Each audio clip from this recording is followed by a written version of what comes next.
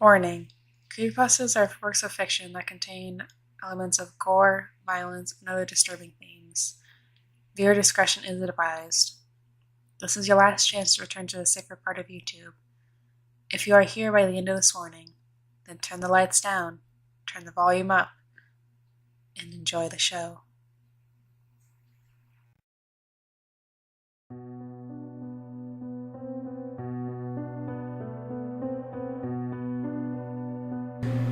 There is a common saying that goes, "Curiosity killed the cat."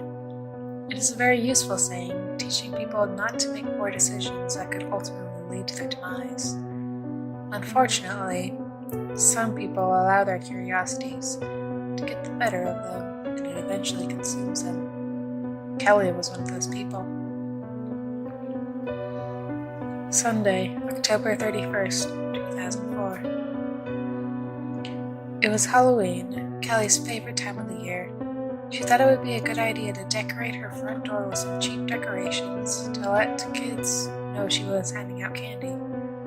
At 12:35 p.m., she drove to the local dollar store to buy Halloween candy and decorations. While browsing, she found a shelf full of old VHS tapes. As she looked through them, her eyes fell upon an old copy of Disney's 1951 classic, Alice in Wonderland. "Wow! I haven't seen this movie in a long time," she said to herself excitedly. Kelly decided to purchase it along with her candy and decorations. When she came back home, it was still too early for trick-or-treaters to be out, so she took the time to prepare her front door. She continued decorating and filled a large pumpkin-shaped bowl with candy. By the time she was finished, it was nearly 4 p.m. She checked if there were any more decorations to put up. When she looked inside the plastic bag from the dollar store, she saw the Alice in Wonderland VHS box sitting all by itself. "Oh, I forgot about this. Maybe I could watch it before trick-or-treaters arrive." Kelly had a VCR/DVD player in her living room, so she opened up the box to watch the movie. Something was strange about the tape. The movie's logo was on the front, but it was as if someone had tried to scratch it off with a knife. Kelly figured it might have been a used copy. As she took the movie out of the box, she noticed a strip of masking tape on the back of the video cassette with the words, "Play me," written very poorly, as if a child had written it. "That's weird. Maybe someone was trying to be cute at the dollar store?" she reassured herself. She closed her curtains, turned the television on, turned the lights off, and put the tape in the VCR. Kelly was shrouded in darkness, perfect for watching a movie. As the opening title cards were playing, Kelly laid herself down on the couch and was excited to be watching one of her favorite movies from her childhood. The movie started off normally, with nothing out of the ordinary. The picture was a little faded, but it was tolerable for a used copy. For about 10 minutes, the movie played just fine. When they got to the scene showing Alice inside the bottle she drank from, strips of static started appearing on the screen. "What's going on?" Kelly started getting frustrated. "Please don't crap out on me." Suddenly, the entire screen went to static and the movie was gone. "Oh, come on!" Kelly became angry and got up to see what was wrong with the tape. As she headed over to the television, the picture came back on. Only this time, it was not Alice in Wonderland. It was an old home video. Kelly was upset, but decided not to fast forward the tape. She was curious to see what the previous owner could possibly have recorded over the movie. The picture quality was not very good. The footage looked like it came from a 1970s home movie camera. The video was of a small group of children gathered around a table, with a little girl sitting at the end of it. She had long auburn hair, and she wore a dress similar to what Alice wore. They were all singing "Happy Birthday" to her, and someone, most likely her mother, brought a cake out with lit candles and set it in front of the girl. As As she blew the candles out, everyone started cheering. Kelly thought it was strange for someone to record a girl's birthday of her movie, but she kept watching to see what would happen next.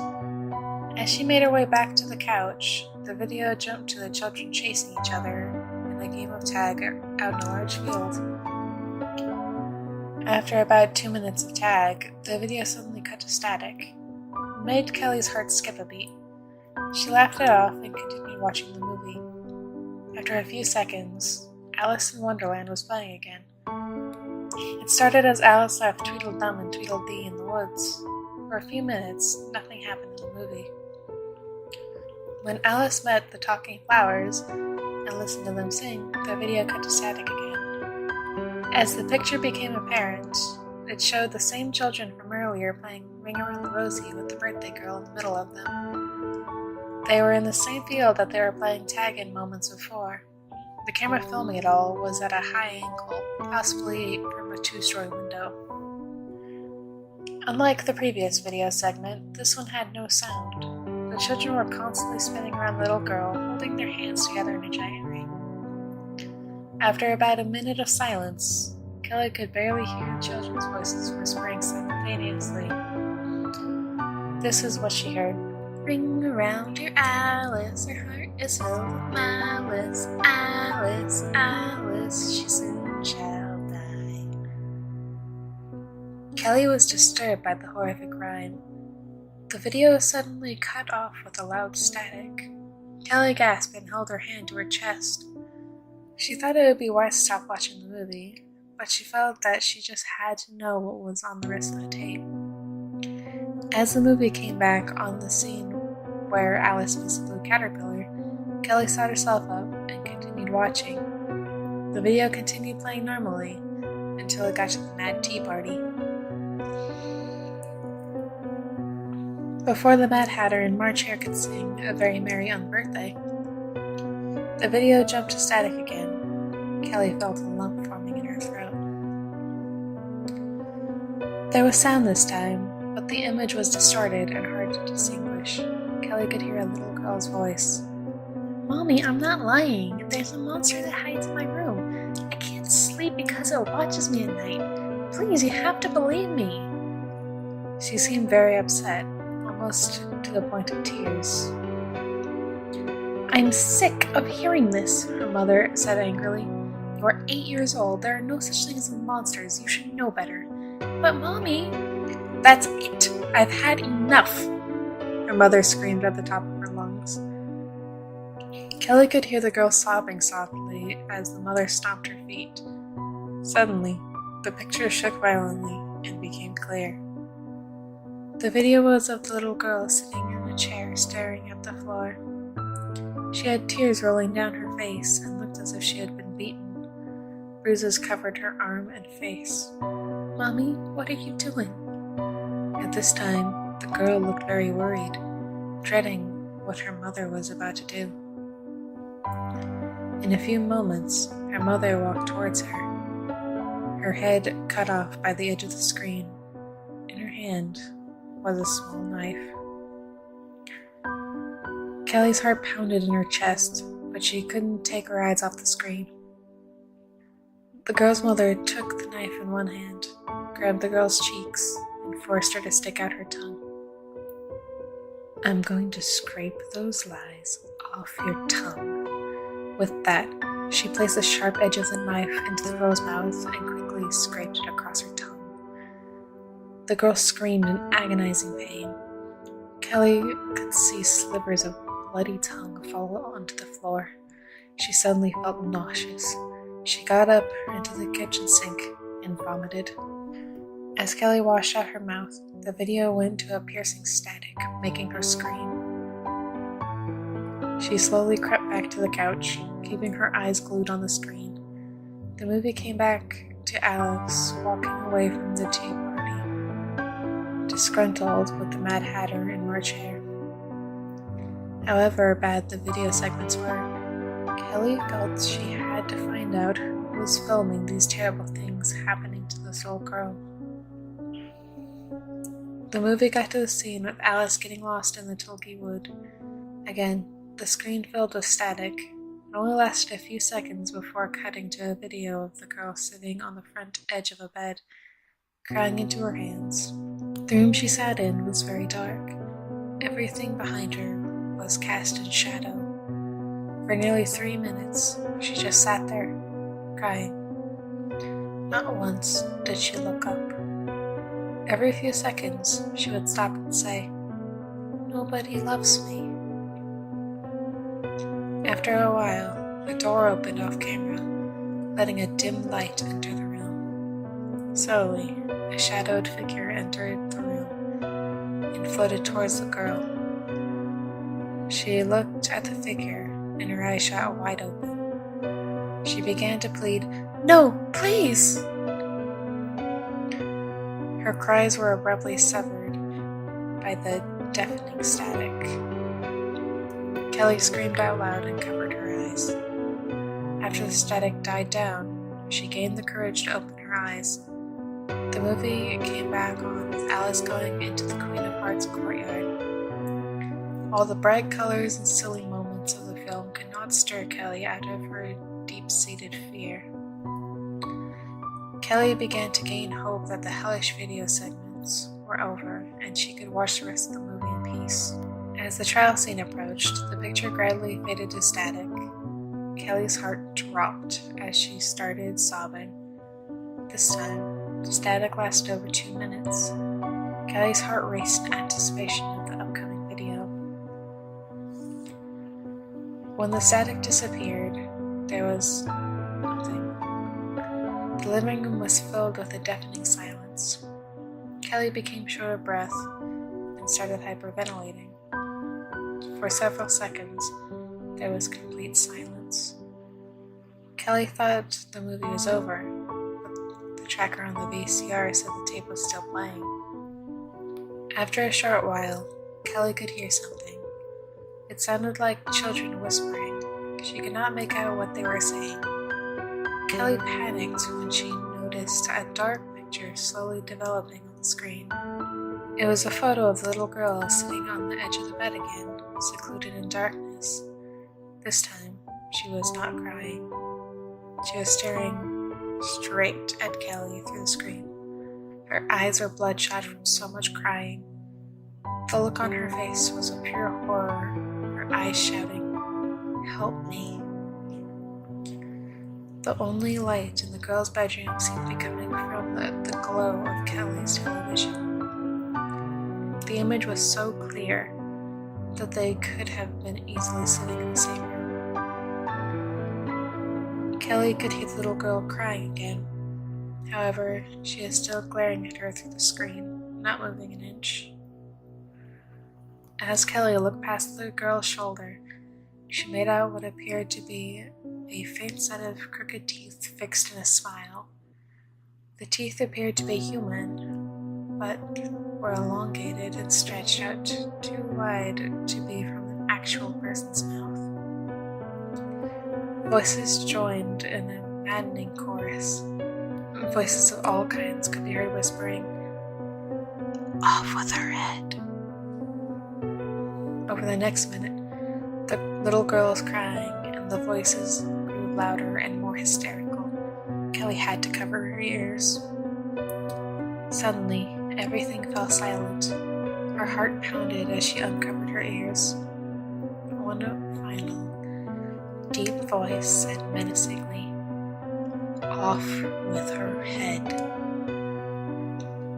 Static flashed over the image for a fraction of a second. The picture began to move. The little girl's head slowly fell forward, as if she was going to cry again. It drooped lower and lower until it rolled right off her shoulder onto the floor.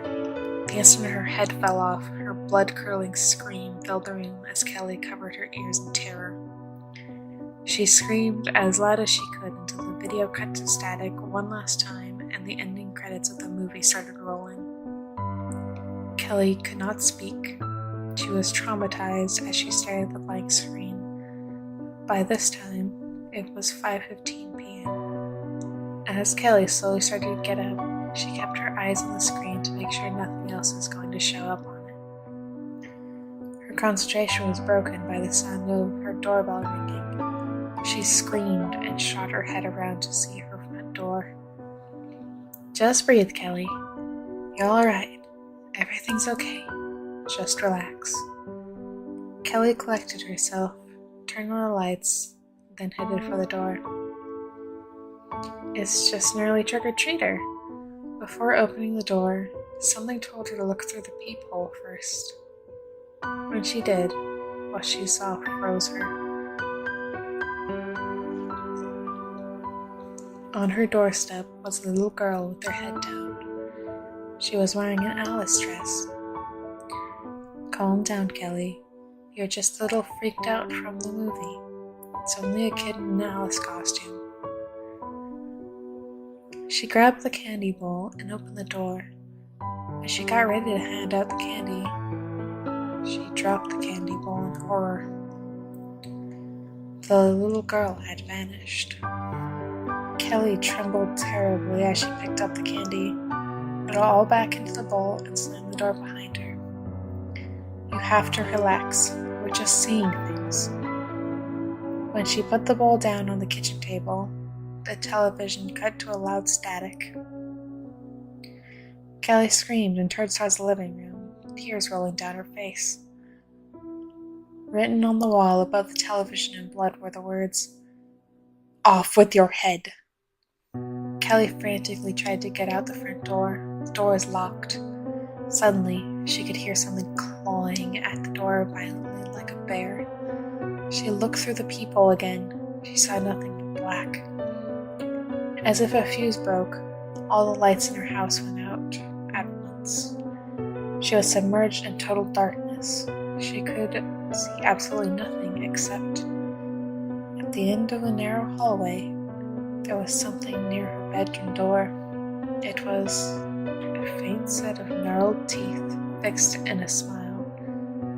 Kelly was paralyzed with fear. Who's there? The smile slowly floated towards Kelly. She tried to run away, but found herself unable to move. In a moment, the shadow monster was right in her face. She could smell the horrible stench of rotting flesh on its breath. It whispered to her, "Off with your head." Later that same night, a girl by the name of Abby Lawrence had just finished trick-or-treating in her fairy costume.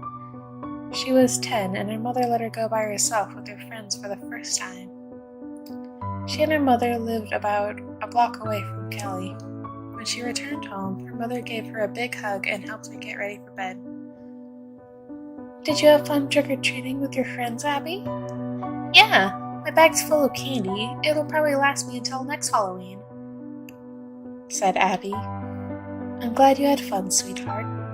Hey, Mom, you've got to see this." Abby ran to her bag of Halloween candy and pulled out a copy of Disney's Alice in Wonderland on VHS. "Where did you get that?" her mother asked. "One of the houses I went to had it in a candy bowl. The bowl was empty, but the movie was in it." She could barely control her excitement. "Can we watch it tonight, pretty please?"